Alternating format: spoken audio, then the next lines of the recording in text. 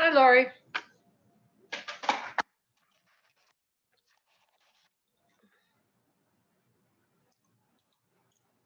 Hmm. You can't hear me.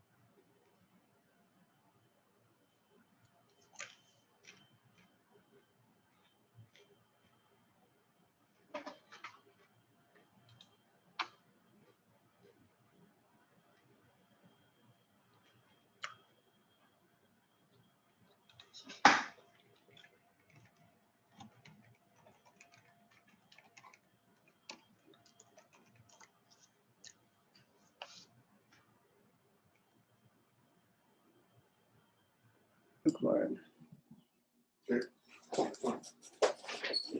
All right, we live?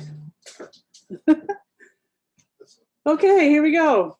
I'm Laurie McDonald from Artfest Ontario, and welcome to our live stream show today for Artfest Toronto. So this would have been our 50th year at the Distillery District, running our events.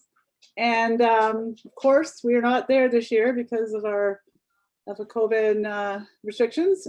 So we have been doing live stream shows, and here we are again today for our May event. So for me, it's a perfect day for a live stream event because it's raining here. And so I don't know if it's raining where you are, but that means more people can watch. So I wanted to welcome everybody. And I know that you could be doing many things today on this amazing long weekend with the Victoria Day weekend. But thanks for spending time with us, appreciate it. And I have Marianne from my team, Artfest team. She's doing following the Facebook comments, so you can comment in there, and she's been putting some links up there for you as well. So you can follow on the conversation and click on the links in there if you want to go and see anything or follow up on anything. And I have Corletta as well. She's doing our social media for Instagram today and her stories. And then my partner Al is in the back end, making sure I don't have any technical disasters, which I quite often do here. So here we are. So thanks for my team for being here too. So as you know, we usually have a show at the Distillery District, and the Distillery District is an amazing, amazing site for an arts event. We love it there, and the artists absolutely love it there. It's got this fantastic, magical atmosphere. I can't say enough about the Distillery District. When we first started going there, the Distillery District wasn't really known as an arts destination really as much. I mean, it was kind of, but I think our festival really helped grow that awareness about the Distillery District being an arts destination and a tourist draw from all over the world, actually. I mean, then I thought, I'm not taking credit for it, but we just, our small part we helped, right? The owners of the distillery and their marketing team are incredible, and they have a huge vision, and they really, stayed true to it. So that's what has made that place so magical and made it work. Having small boutiques and unique experiences is what Matthew Rosenblatt, that's his vision. He's not the only owner, but he's the one who does the marketing and has the big artistic ideas. And he likes his theory is, when you're at the Distillery District and every time you turn around, every corner you take, you see something new, and everything is like, oh, look at that, oh, look at that, and memorable.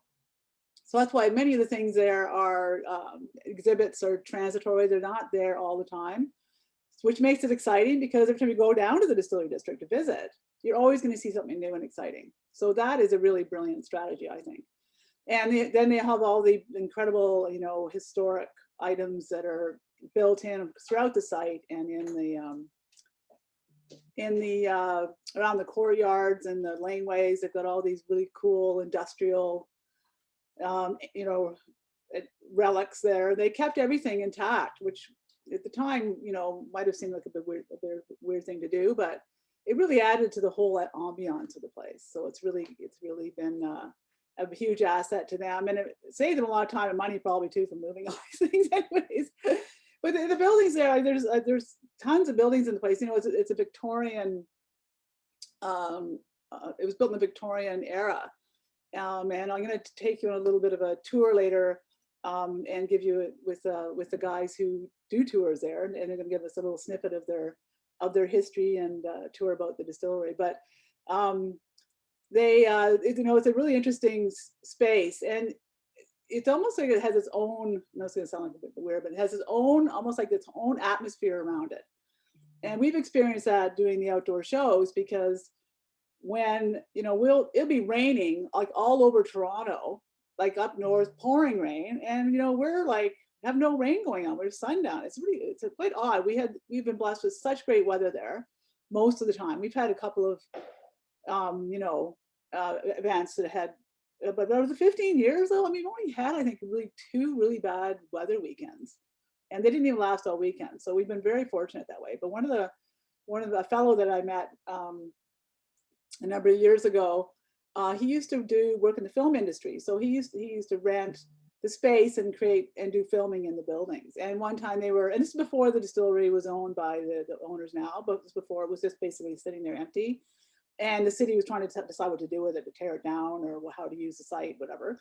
But they used to rent it out to the film industry. So he was filming in one of the buildings, and they had to do some big explosion thing, whatever. And he was telling me that, you know, they set up everything the way they normally do. So when things blow up, you know, the charge kind of goes, he was explaining to me, goes up. And you know, goes up and then it blows up. But when they did it at the distillery in the building that they had, it actually blew completely straight out, instead of going up, and blew out all the windows in the whole place, and all the historic and, you know, windows.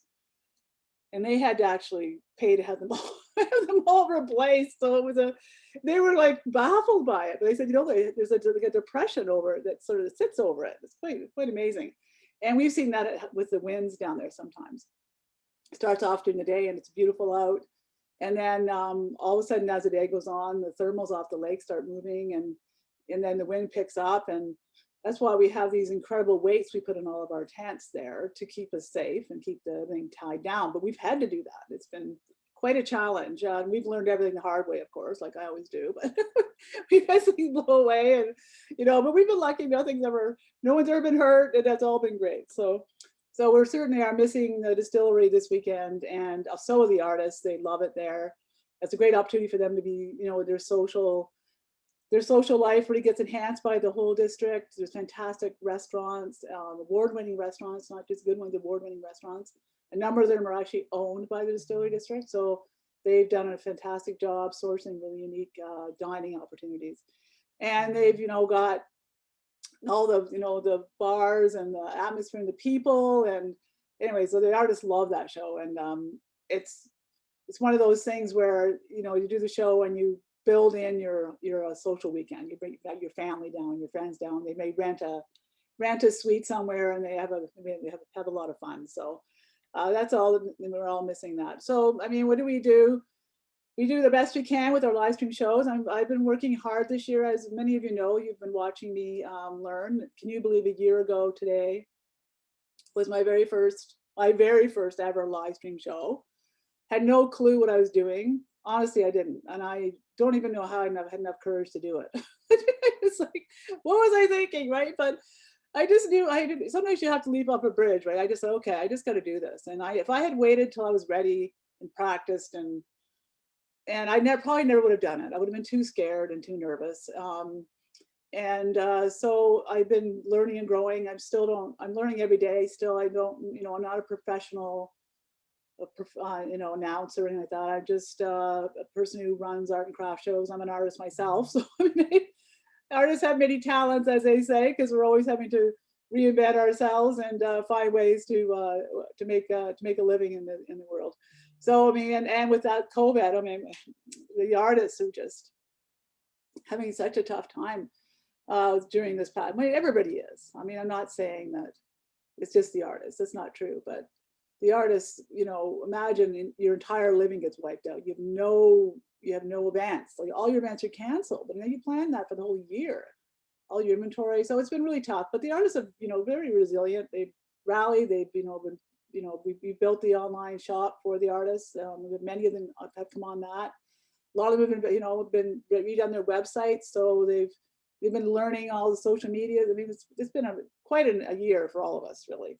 But my job here today is to, you know, do some fun things with the Distillery District, tell you stories about that, taking a tour of the shop because I want to show you how the shop works, how to shop. It's not hard, but give you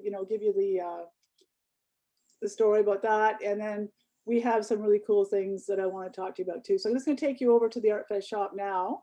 I'm going to share my screen. Just give me a sec here. Get the right one. That looks like it. Yeah.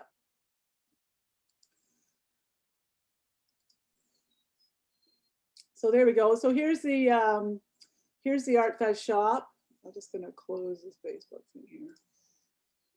Here's the Artfest shop here, and we've spent a lot of time designing this and redesigning it and fixing it and making it better, and making the navigation better. I mean, everything had to be reworked a million times, but it was getting better every day, and so I really like it. So this is a shop here, and right now we've got all of our specials are on for the weekend. So we have 3 days of show specials.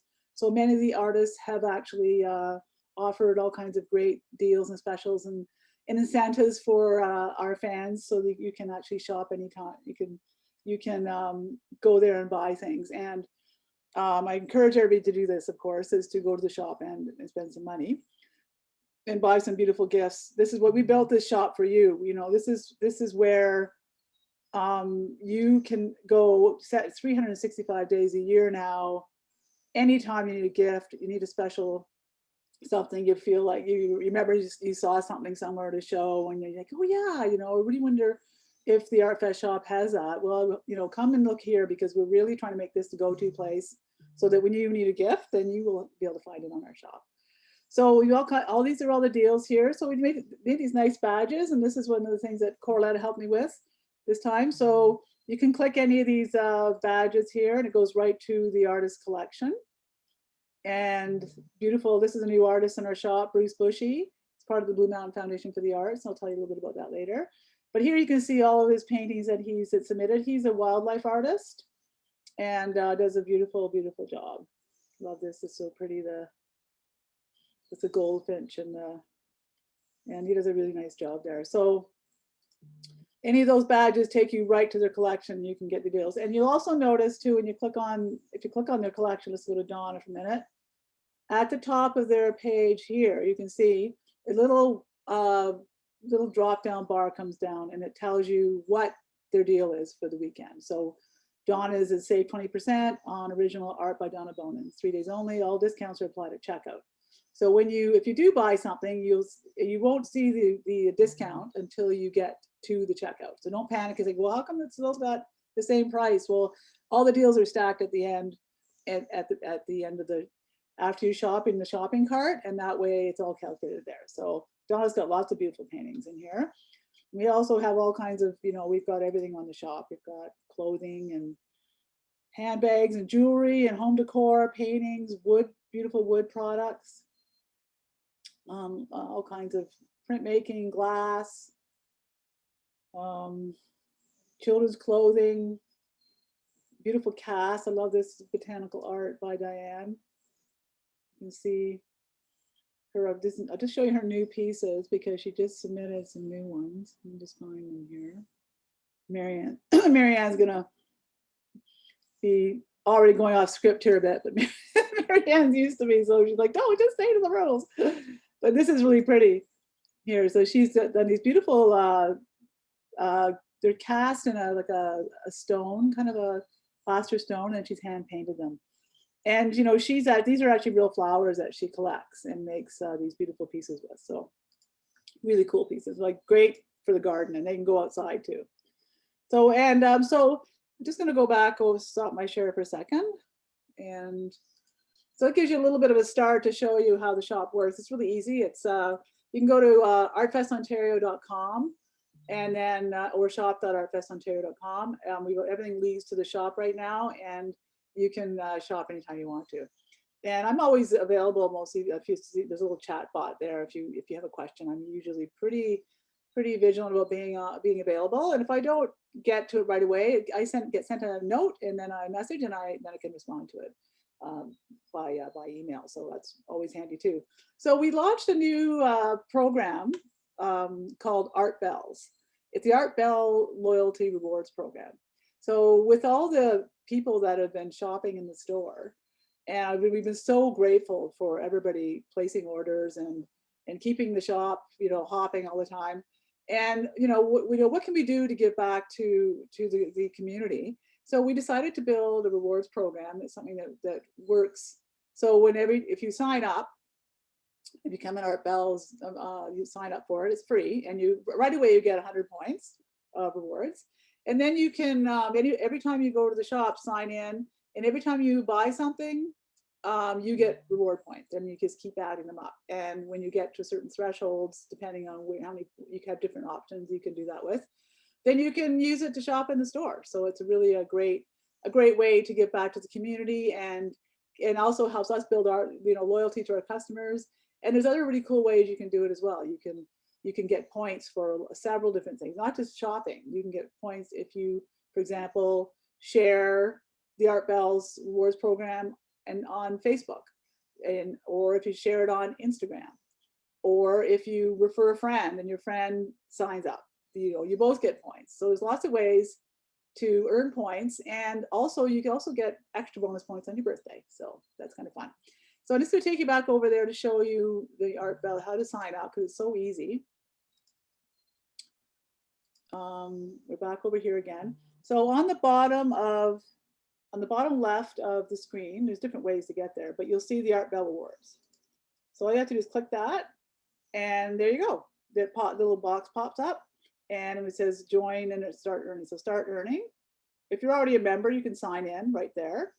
So you can sign in, and then and I recommend every time once you become a member, every time you go to the shop, just sign in, click that button, sign in, because that way you're not going to forget, because you can't put the points on retroactively. You want to make sure that when you buy something that day, it gets points. So you just start earning. So click the button, and then you can quickly put in your name. So I'll put my name in here. You probably tell me I'm already a member, and my password is my thing there. So then sign in. Say you're not a robot. So I'm assuming you're not a robot.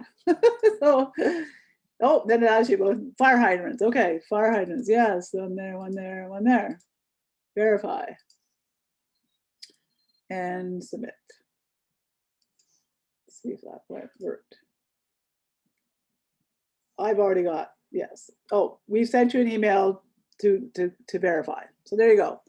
And then you just click that verification, and then you're signed in. So it's pretty simple to sign up. And I encourage you to do it. We need people to share. Like our whole community, we've been working together, and without our visitors, and without you, our customers, we don't, why would we exist, really? So we need your help. When we desire your help, I say you desire your help. We want help us build this. We want to become the go-to place in Canada for buying art online. And then when the shows return, we'll be ready. And this beautiful website will be is permanent, and will be a wonderful resource and a support for all the events we do.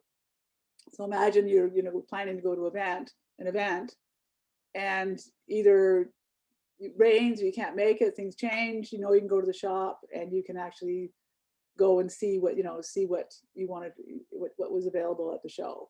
So these are really important things for the artists to be able to continue connecting with their community and their customers. And I know myself, I get emails almost every day from someone who said, oh, I was at a show 3 years ago and I saw this potter and I really wanted, I wanted to get a piece of pottery from them. Well, you can imagine sometimes, I mean, usually I can find out who it is, right? I'm pretty resourceful that way. I think, okay, 3 years ago, which one was it? And I can figure it out, right? But sometimes I can't, and that's okay, it could be this one or this one or this one. And they're like, that's not the right one. But finally, we get it resolved. But it'd be a lot easier if they can just go on the shop and find them there. So that's the whole plan of the shop. So I've got a little an announcement to make. So let me just get my sheet up here. And this is my other one. Hang on. Did I close that one? No. Just a sec here. Let me find it here. Word. Maybe I closed it. Oh yeah. Oh no, it's on my other sheet. Just a sec. It's on my tablet. Sorry about that. Oh, it looks like this isn't charging either. Okay. Hang on. All right. Just hang on for a second here because we have an ongoing lucky draw, and whenever you sign in register for an event, or we've got a great job, you just have to do it in the Art Bells reward program, or you can do it in the pop-up windows. Lots of ways to actually sign in. As soon as you sign in, and as soon as you sign in, then you're registered for the lucky draw, and your name stays in there. And every month we do a lucky draw, and you win. And the person who is selected, their name, wins a $100 gift card to spend in the shop. So it's a pretty cool thing. So we have a winner today. So the draw today, we did it earlier, is for Trisha Knowles. Yeah, Trisha Knowles. So Trisha Knowles, if you're watching today, we will be sending you an email, and or you can come online right now and in the comments let Marianne know you're watching. But you just won a $100 gift card for the Artfest shop. So congratulations, and your name stays in. So don't forget to sign up and be in the lucky draw every month. It's a fun way to shop. Get $100 free spending in the shop. So it's pretty fun. So just wanted to quickly go over to, hang on here. We're going to have I'm going to introduce you to our distillery historians in a minute. But I had a trivia question for you. So let me just see here. All right, so I'm just going to say, or trivia data. So as you know, Gutermann Warts are the ones who built the Distillery District back in the 1800s.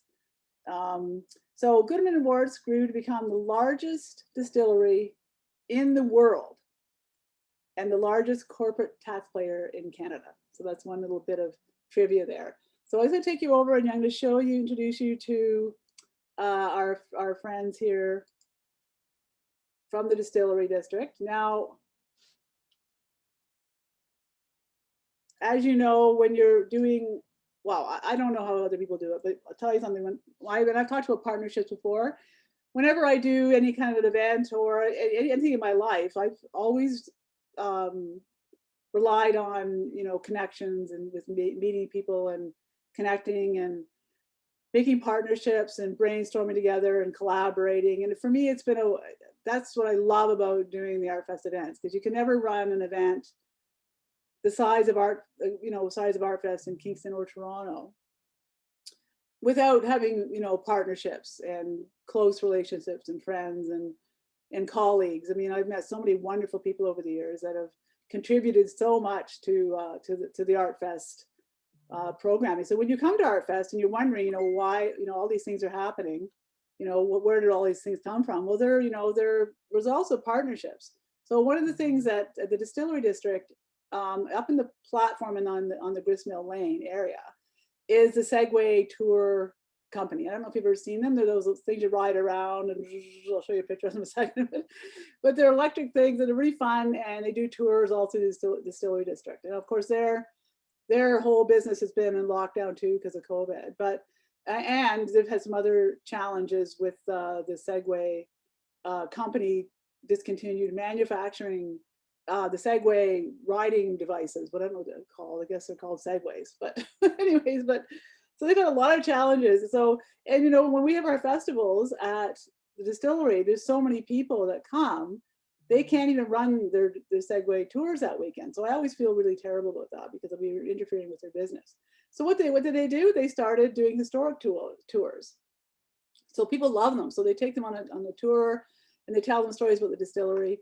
And so that's what they did instead. And so for today's event, I called up Jason and I said, hey, do you want to collaborate something together here?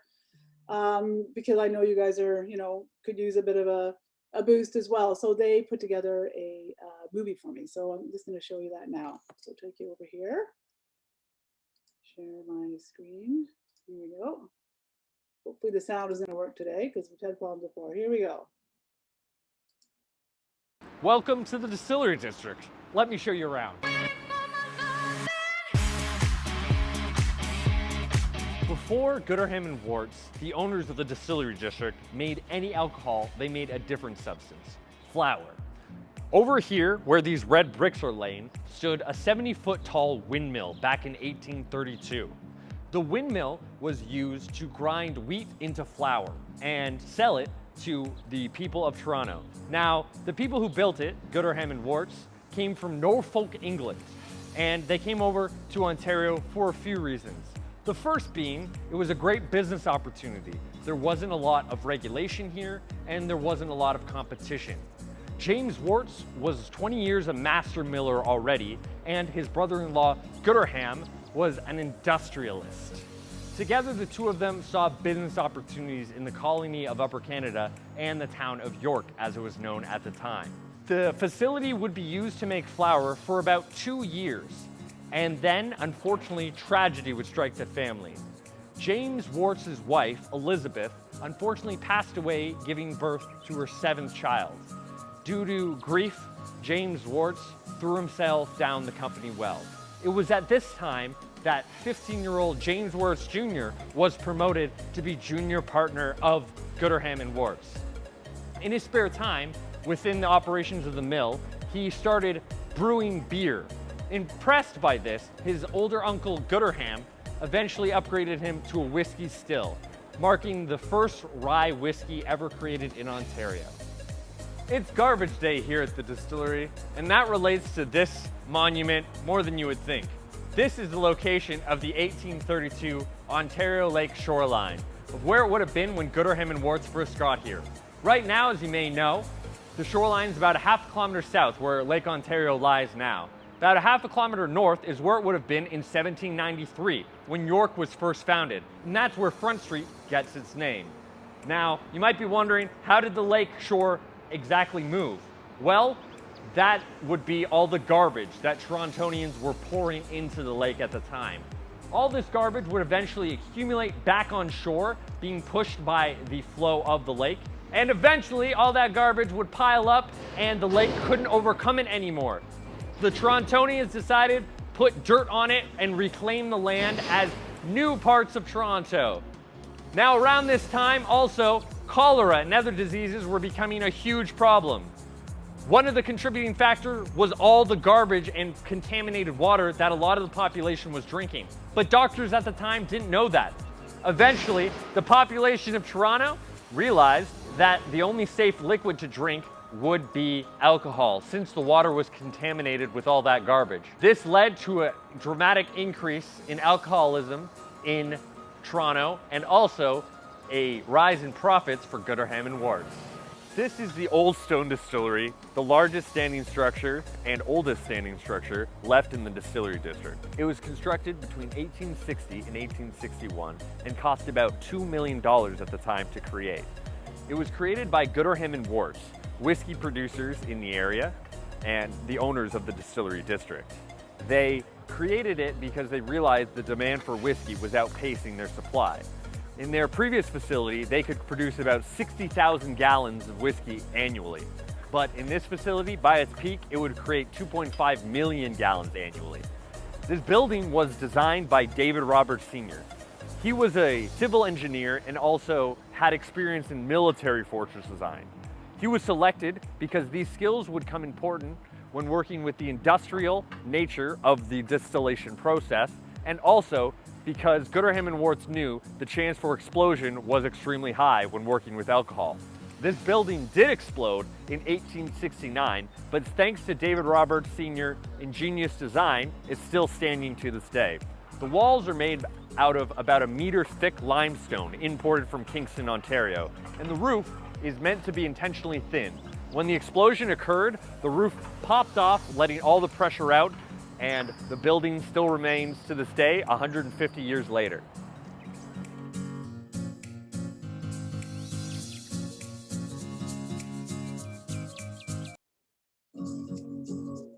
There you go. So there's a bit of history about the Distillery District. So that's Jason and his team there, and they just got news actually that they're going to be able to open in July and August. In I guess it's the third phase of the reopening of Ontario. So hopefully that, fingers crossed, that happens, and you can go there. So so you also have the Segway tours. They're still doing those, I believe, with the little riding around things, and they teach you how to do it. So you think, how do you do that? Well, they teach you how to do it. They show you how to do it. Got great coaches there and great team there. It's really quite easy. But one thing that's happened because of everything's changing, right? In our world, everything's changed in the last year. But one thing, something closes, door closes, an opportunity opens. Sorry, so they've started selling motorized scooters and electric scooters, and electric scooters are becoming hugely popular. And not these aren't just for kids; these are for all ages, mainly adults, to be honest. And what a great way to get around Toronto. You don't have to take your car. These things zip along. They're really a great little way to get around. And I know that the city of Toronto is looking at, to try to find ways to make sure that everybody's safe and that these things can be used, scooters can be used. So they've been selling lots of scooters.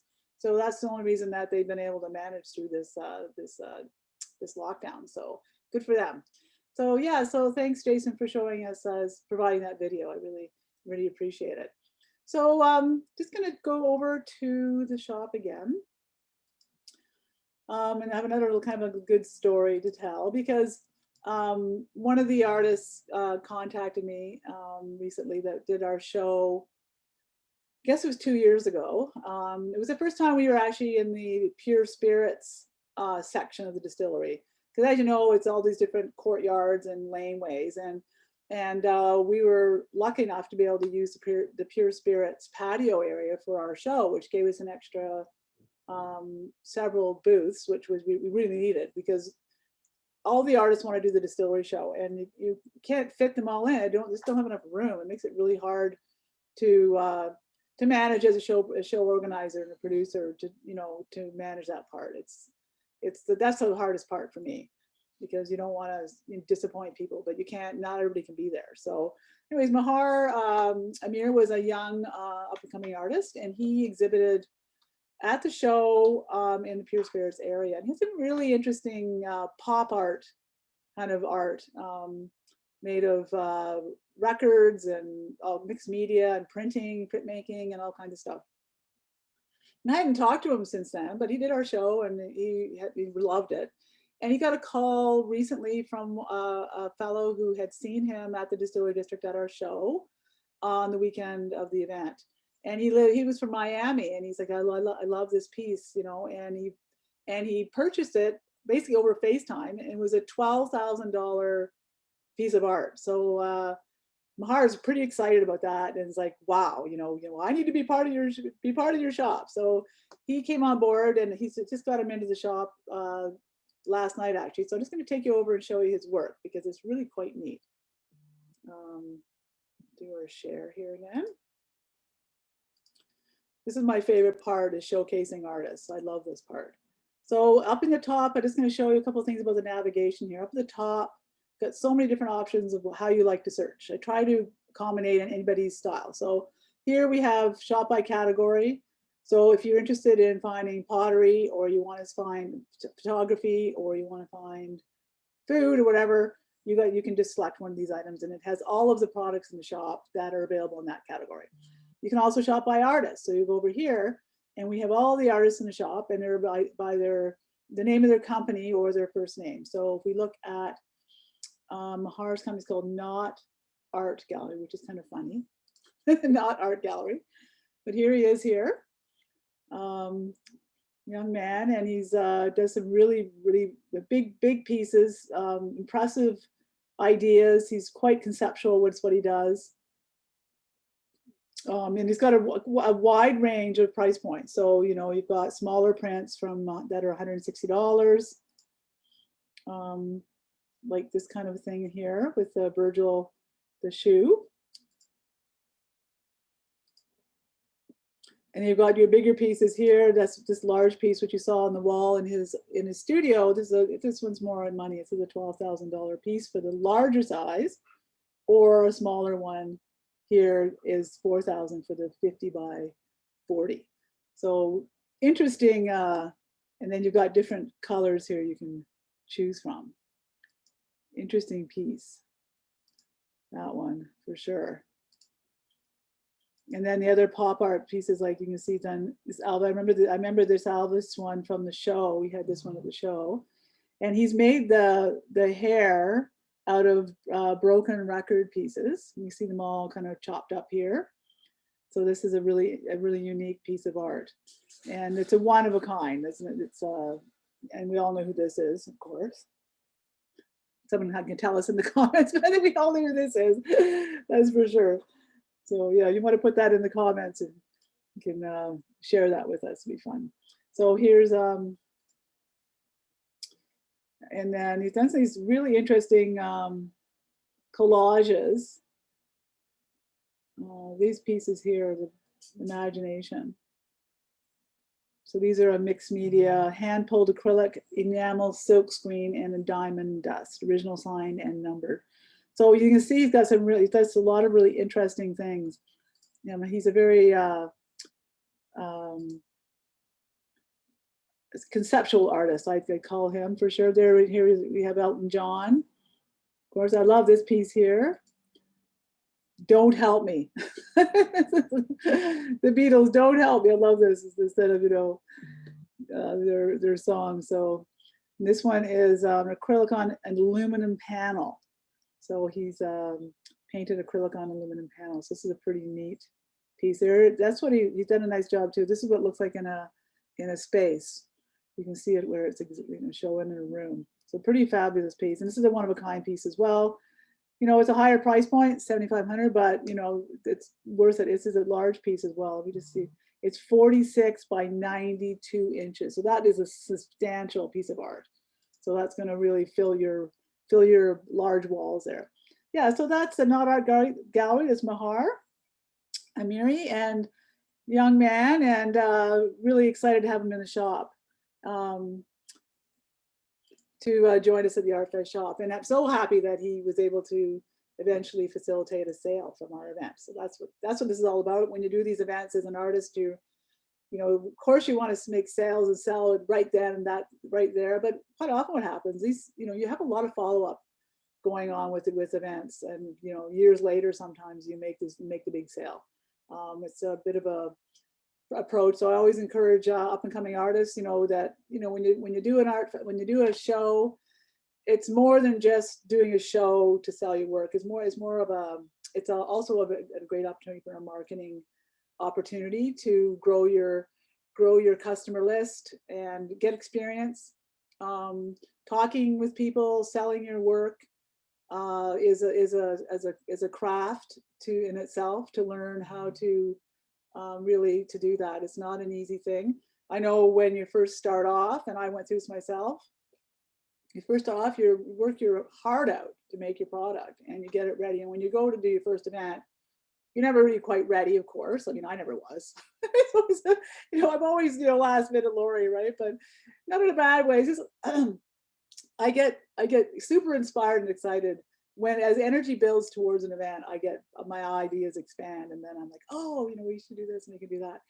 But when you get there and you've got you built your display, you get set up. It may even be the first time you set your booth up. You finally get everything set up, and usually there's always challenges. It doesn't fit the way you thought.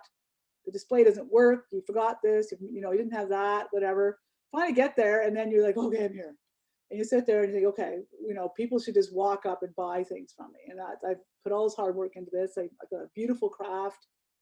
And that's just not the way it works. You just can't sit there and then all of a sudden people are gonna buy stuff. You have to talk to your customers, and you really have to engage with them and learn what makes them, if they see you showing interest in your work, why, be curious, ask questions, engage and talk to them.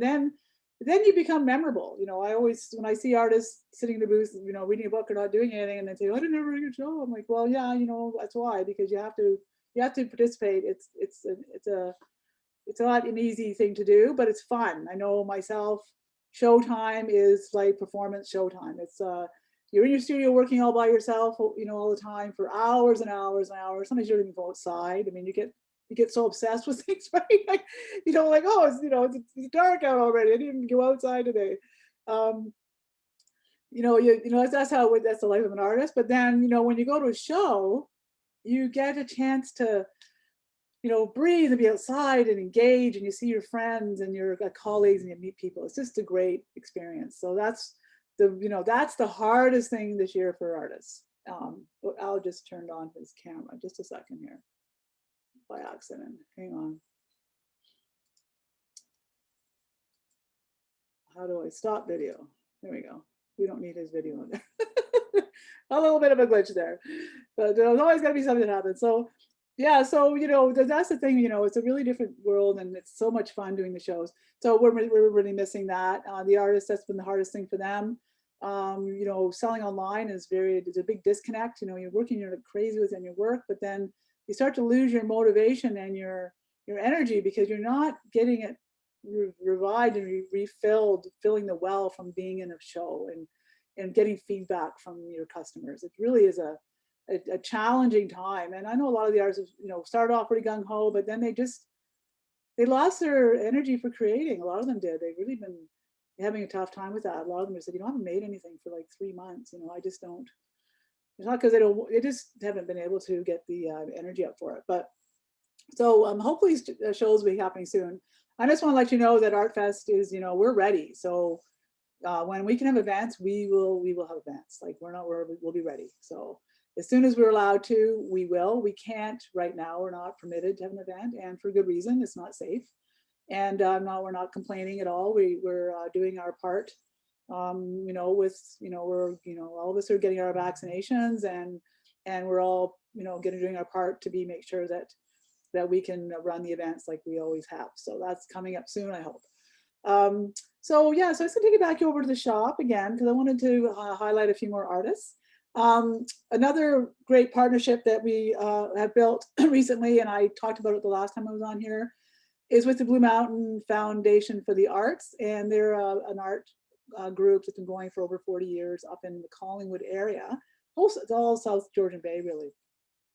I've worked with them for many years, and so I was delighted when we talked about, we just had a coffee chat, and I said, is there a way we can collaborate? Like, Artfest has got we've got this great shop, and they had a little tiny gallery in their space, and they built a little shop, but it's all volunteer. No one had the time to market it or make sales or whatever. There's like only about 10 artists on it. I said, why don't we bring the artists into the under the Artfest banner, and then we can give them the opportunity and expand what they're doing. So this has been a great partnership. This is our first one we've done with an art group, and it's worked out really well. So I'm going to take you over and introduce you to those people because it's really quite exciting what has been going on with the Blue Mountain Foundation for the Artists.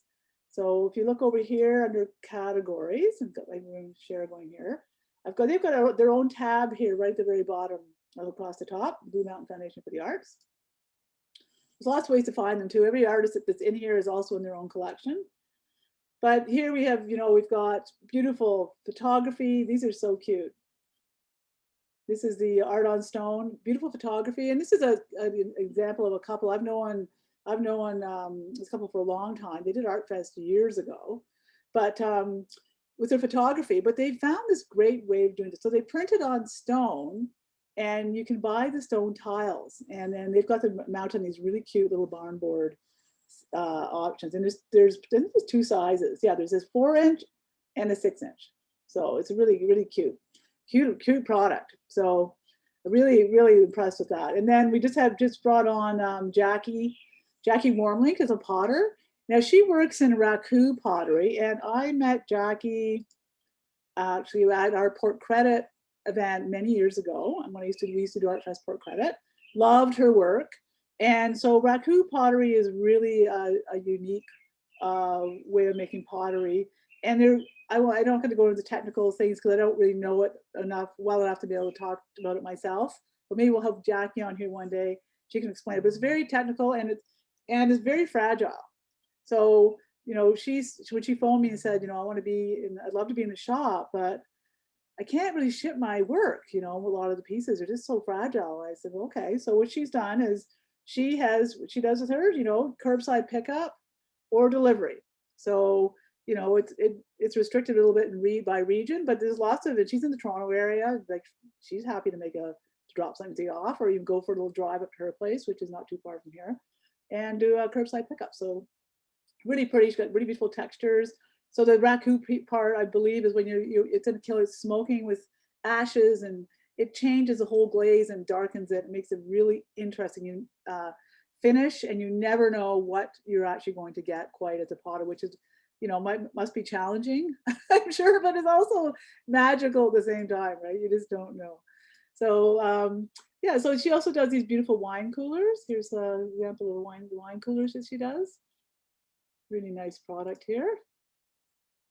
There's one there in the browns and this is a blue brown one. Actually, it says there isn't any available, but there is on that one. So we'll have to fix that, but no, they're both available. Then I mentioned about Bruce. I showed him earlier. Now I just wanted to introduce you to Kevin. So Kevin, this is Kevin's his coaster sets. He makes these hardwood. He does works with hardwoods, and he puts these all together in these little mini mosaics. But he also has all kinds of really fun things. I'll just show you here. This Kevin. Now this piece here, which I was actually eyeing for myself, and I was saying I can't believe it didn't sell already, but it sold last night. So beautiful piece here.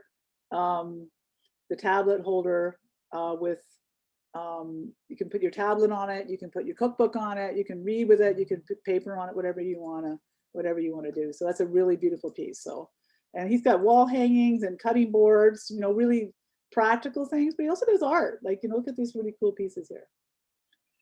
These are all with cutoffs. I mean, it looks 3-dimensional, but it's actually just pieces of wood, so it creates the illusion of it being like a 3-dimensional piece. So pretty cool stuff. So, and then going further down here, let's just go back over to our collection here. Beautiful paintings. I talked about Sylvie last week with the watercolors. Another new young artist that's come up. This is Jesse Unsworth. Beautiful oil paintings. Love these pieces. He's works outside painting, and his work is absolutely lovely. Like, I just love his pieces. Quite lovely. Very talented young man. So yeah, so these are some of the pieces. So, Blue Mountain Foundation for the Arts. Lots of amazing things to choose from. Go on and on and on. Jewelry. Oh, here's one here which we should be thinking about right now. I watched a hockey game in the night with Montreal. The Montreal Canadiens beating Maple Leafs Rats. I'm a Maple Leaf fan, of course, but she's not. Sylvie grew up in Montreal, so here's her hero, his Price. That's her goalie right now. So we did people painting a Price. So there's Sylvie there. So yeah, so that's a kind of a fun one to look at. We've got mugs with beautiful pet stuff. Look at these beautiful paintings that Patrice does. She prints them on pillows, and then she can do custom things. So lots of amazing things from Blue Mountain Foundation for the Arts.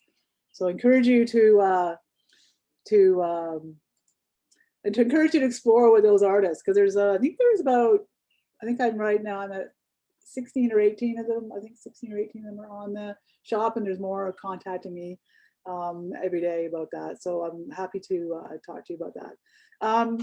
Also, just wanted to say as well, another point about Artfest is always, I've always taken a lot of interest and pride and curiosity about emerging artists. So we run a fantastic children's program. I always love, encouraging young people to get involved. My granddaughter is a little artist now, and I'm really proud of her. She's loving painting. I sent her out paints for Christmas, new paints for Christmas, and she painted a beautiful new piece, and she's keen. But not just for kids either. With emerging artists, it's really hard to get into some of these bigger shows. That you're not invited until you're established. Well, how are you ever going to get established if you don't get a chance, right? So I always include some emerging artists in my Artfest events to give them the experience and try to get them on the road to growing. And many of them have now become, very, very successful artists, and they've always, sent me notes like, thank you for giving me that opportunity. And I'm not saying that to impress anybody. I'm just saying press upon people that you have to give young artists and emerging artists, no matter how old they are, even older artists that start off in the second career, you have to give them a chance to grow. So we are going to be adding a bit of a feature on the shop. I haven't got it set up yet for emerging artists. So that's something that I have a few on there already, but I'm going to do it as a separate focus so that people can follow those artists and see how they grow. So I think that'll be a nice feature. So another artist that just came on the shop, I'm going to take you over to meet Bonnie Fox. Now Bonnie Fox is a photographer, and just happens she lives up in my area as well. I did meet Bonnie many years ago. She contacted me recently, and she's like, "I love your shop. Really looks beautiful, and I'd like to be part of it." So I'm going to take you over to meet Bonnie, because Bonnie is an award-winning photographer, and she sells a lot of, like, I've seen her cards, her greeting cards, in little shops all over Collingwood. That's how she started out, and she's very talented photographer. So I'm just gonna take you over to meet Bonnie, and just get her up here. We can see what she's up to. She does a lot of black and white photography, but she also does color. And she really captures. She has a real eye. You'll see when you see these photographs. Amazing. So this is a giant Inukshuk that we actually have in Collingwood on Sunset Point, but it's beautiful. Look at the color of the sky and the way she captured that. So I'm going to take you along here, and you can see her really nice. Now, a lot of her images are from up in this region, but a lot of them you'll recognize, as things that are near you too. The lighthouses. This is the terminal buildings in Collingwood, where Al and I ride our bike down there every day. With water and sand. That could be anywhere. Beautiful lighting. Looks like it's at sunset.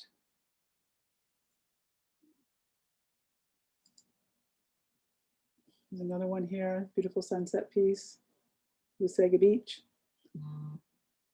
And her pieces are available in, as prints, so you can get a variety of different sizes. So you can get 8 by 10, 11 by 14, 16 by 20, or you can order greeting cards at 5 at a time. But really great, beautiful pieces of artwork, beautiful photography.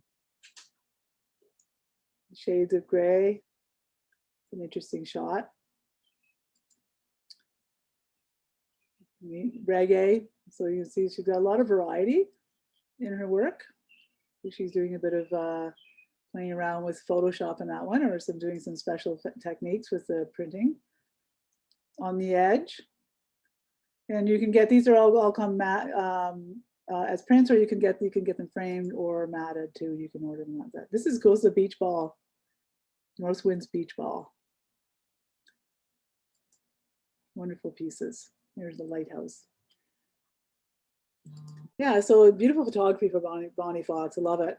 And we have some wonderful photographers at the Distillery District in Toronto. And one of my favorites is, well,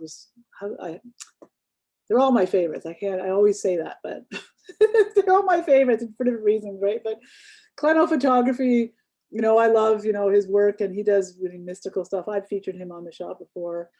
Amazing photography, Bob Gallagher, amazing photographer. Gary Revez, amazing photographer, really. And then the JD Art and Stone, and then our new photographers from the BMFA. Lots of beautiful photography. Photography is always, sometimes people say, well, photography is not really art. That's not true. I really believe strongly that it's not true. I learned that from Don Nosbaum when we first started the Distillery District shows together all those years ago. Don was a professional photographer, and I didn't understand much about photography than myself. I was a painter, and I didn't really know photography. I mean, I take pictures, it's okay, right? But then I asked him, I said, explain to me what is a good, good about photography. And so he did, and there's a lot there, the lighting, the lenses, the experience, the eye. Like sometimes people just have this eye for photography. And I know Steve Veal, he's one of our Artfest team members. Hi, Steve, he's watching here today. But he's our photographer, and he's taken literally thousands of photos at Artfest, and some fantastic pictures. So I put together a little slideshow of his photos, and I thought we would I run it through as kind of closing out the end of the show today. So I'll play that at the very, very end. But and I guess a couple of things I just want to mention too. I should have mentioned who I am again. I'm Laurie McDonald from Artfest Ontario. I know if you came on late, you say, wonder who this lady is. Well, it's me, it's Laurie. I'm the one who is the show producer for the events, and missing the events terribly. We wish we could be at the Distillery District this weekend. Normally we used to be all set up there and having a blast down there on the waterfront, and really, really missing that. So, and the distillery's been, they've had to, everybody's pivoting, you call that word, everybody's tired of that word pivoting, but what else do you call it? I don't know what else you can call it. So what are they doing down there? They've got this beautiful, all those beautiful courtyards and cobblestone areas. They've expanded all those areas into large patios. So when restaurants do open in a couple of weeks, you can go down there and be confident that you can spread out and eat outdoors. It's got a really great system they set up because of all the award-winning restaurants they have. They set up a system where you can actually, you get a tablet and you can order whatever you want from any of the restaurants, and they bring it to your table. How brilliant is that? Very, very clever. So good for them. And of course, they always do everything right down there. They've got beautiful planters that they're setting up right now. Now's the season for gardens, as we all know. I'm sure, I wonder what you're doing. That's what I'm doing tomorrow. I'm going to be out in my garden, hopefully. But yeah, get out there and enjoy the nice weather this weekend. Hopefully it's not going to rain for the rest of the weekend. I'm sure it's going to be beautiful. So that's really sweet that the nice weather is here finally. It's been a long, cool spring. I know I've been waiting for it to be nice weather. So I'm really thankful for that. I know out in BC they've got nice weather already. They're ahead of us.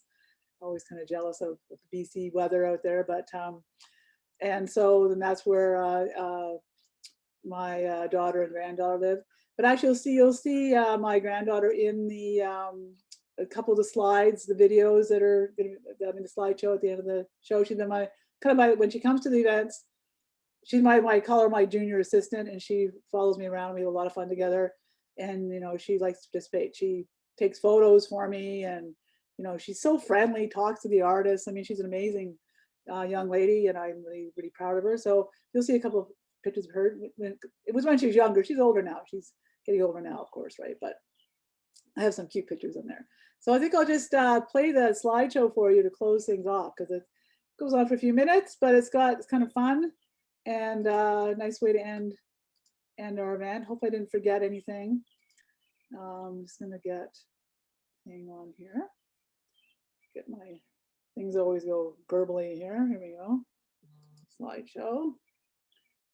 A sec here. And I'm just gonna actually stop the share for 1 second because I really wanna. I always forget things, but but you know, the reason we're doing this, so the live stream, you know, we want people to enjoy the shop and go see what the artists have created. They've created that, you know, honestly, hundreds of beautiful new things this year. A lot of it was in anticipation of shows being open that weren't. Doesn't matter. A lot of them had time to really, you know, explore their creativity and discover new things. So I encourage you to go to the shop and look at shop.artfestontario.com or just artfestontario.com. Marianne put the link in the chat there.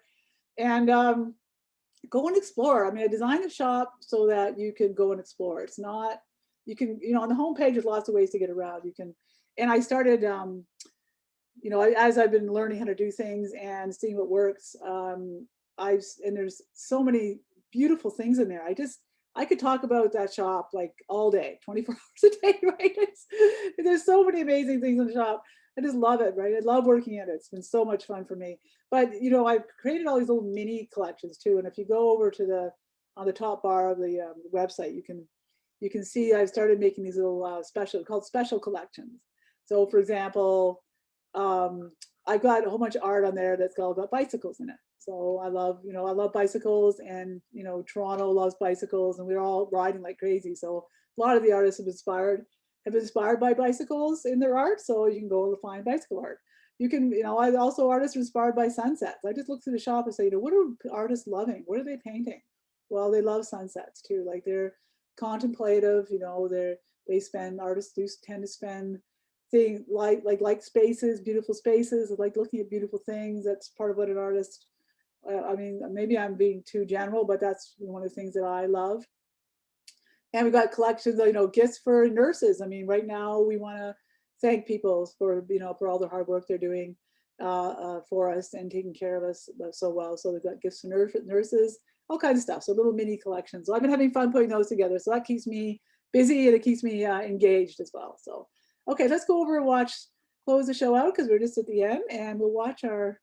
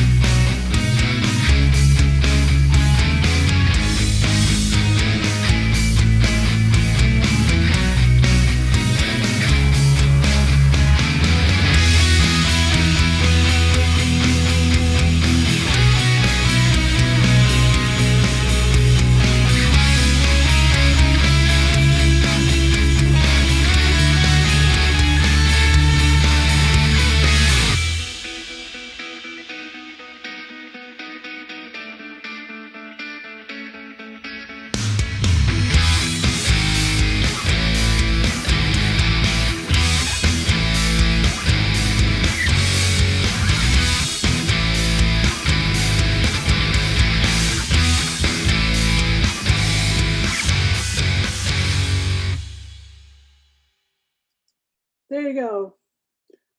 So hope you enjoyed that.